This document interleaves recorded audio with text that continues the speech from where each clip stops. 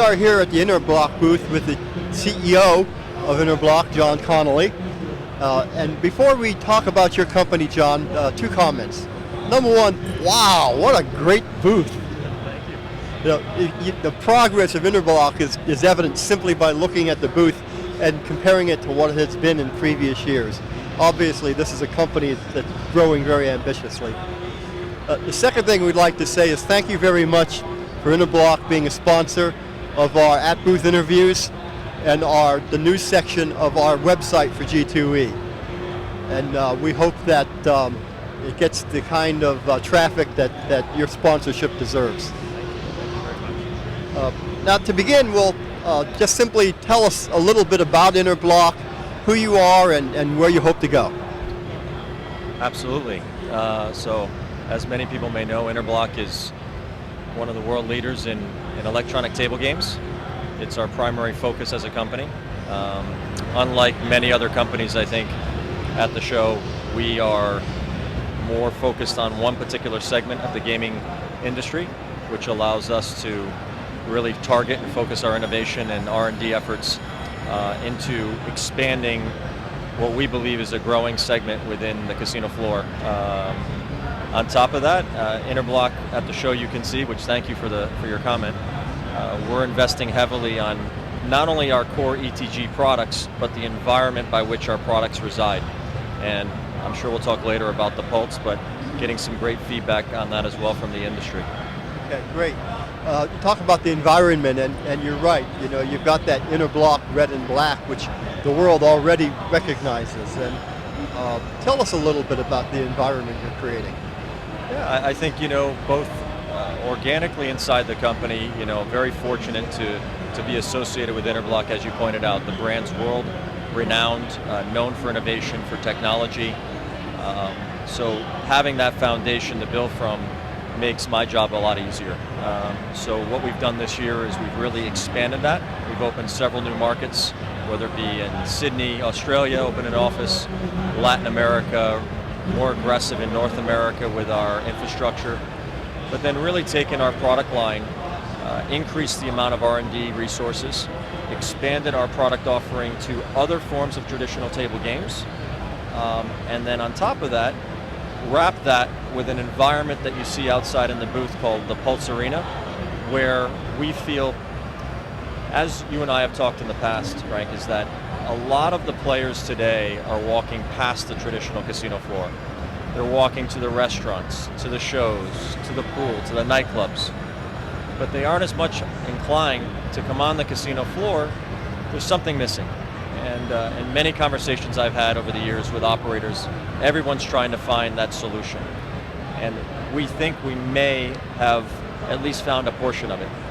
And what we've done is we've created an environment by which it's dynamic. We're able to control the lighting, the sounds, the music, the features and functionality, the content in this environment called the Pulse. So that perhaps on Sundays, it's Senior Sunday with Keno and Bingo, Frank Sinatra playing, whereas on a Friday night, much more lively, more music, lights, DJ, dancers, entertainment, offering a different type of content. And so far the feedback at the show has been much more than we expected. So ideally, does that mean that not only would there be individual Interblock games on the floor, but you would actually have like an Interblock section of a casino? This is our vision. We're very fortunate. We're in the final stages of negotiation with some very large casino groups that have told us there's areas of their floor today versus 10 years ago that are dead zones. It's really not generating the type of revenue that they were accustomed to in years past. And they want to find a way to use that square footage to optimize. And when they've seen our products, both ETG seems to be conducive to the millennial. However, we're also learning that the electronic table game is attracting a high percentage of slot players, which we didn't know 6 months ago. We've spent a lot of money on research. So the more the operators are realizing traditional players and new players alike are enjoying an electronic table game environment, ETG, they're much more inclined now to offer a percentage of that floor to try innovation, to try to create that environment to pull those players back on. The electronic table games have been around for a number of years now, and it's one of those product lines that always seems to be coming in the future. And there's a little bit of a debate between maybe the old felt table folks who say, people really prefer felt tables, and the place for electronic tables as those little low-budget niches because we can't afford $5 table games anymore. And then the other side that says electronic table games in many ways are the future because you can do so many things with them interactively that you can't do with traditional felt tables. Being an ETG company, we know which side of the argument you stand on, but tell us a little bit about that.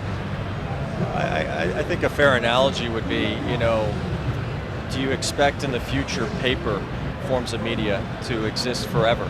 I think, you're a perfect example of the evolution of media and online communication. The next generation and existing generations are much more inclined to use media and are more comfortable with media than perhaps even 10 years ago. So an electronic table game, the data I have access to, we're experiencing double-digit growth across the world. Double-digit in Europe, double-digit in Latin America, North America, Asia Pacific, relative to an electronic table game. And the people that you see playing it cross many spectrums. And I think it's because of a combination of factors. Obviously, the younger demographics, the millennials, grew up on that technology. But I think a lot of people now, even from the slot standpoint, slot machines have conditioned traditional casino players to touchscreens. They're accustomed to touchscreens. It's not as intimidating, which fits perfectly into an electronic table game. So the felt business, it's here, but I will tell you many operators are replacing entire pits with electronic table game forums and seeing tremendous success. Skilled gaming is the buzzword this year. Is skilled gaming in Interblock's future? We are, as you know, we're known as an innovative company. Our founder, Jacques Pachechnik, is probably one of the best innovators in the gaming sector today. We are exploring skill-based gaming, but in my capacity, I have to say that we have so much opportunity in our core business right now relative to electronic table games.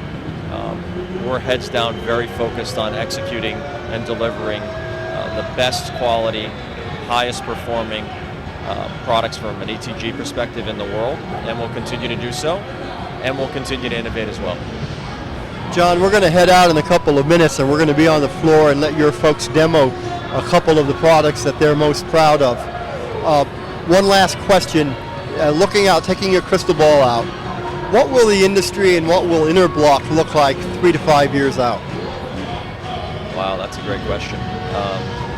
I think the industry, we're going to continue to see, in my opinion, more mergers and acquisition. I think organic growth for some of the big companies is going to become more challenging due to the competitive landscape, both inside our sector and outside.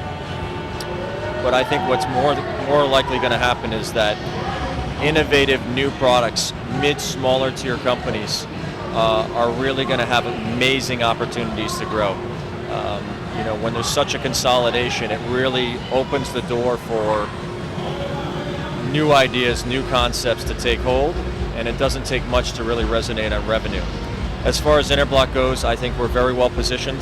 I think we are one of those mid-tier companies with the ability to target niche sectors, focus, and try to provide a high level of quality and performance. And the team that you've seen, we've been building here has been designed to build a foundation in 2015 capable of handling much more in 2016 and 17. So stay tuned, and we'll let you know what we're planning next year. Okay, well, it's pretty exciting. You can feel, I'm not sure if this comes through on a camera or not, but you can feel the pulse. Great. John, thanks very much. Thanks so much. Thank you.